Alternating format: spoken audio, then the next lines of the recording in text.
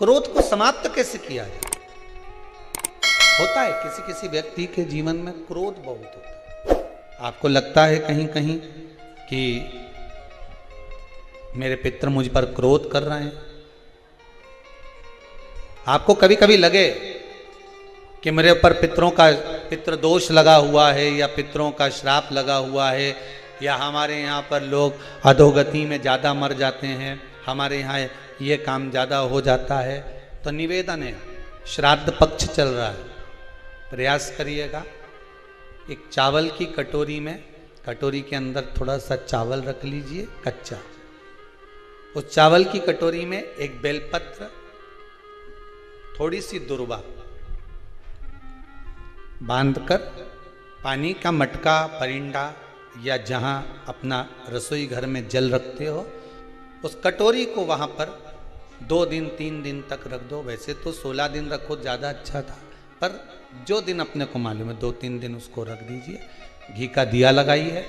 3 दिन के बाद में उस दुर्वा को, उस बेलपत्र को शिव बाबा को ले जाकर समर्पित कर दो।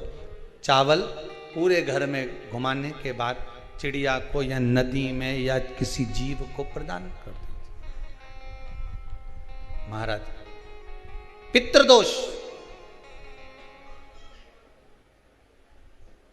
के निवारण का सुंदर तरीका।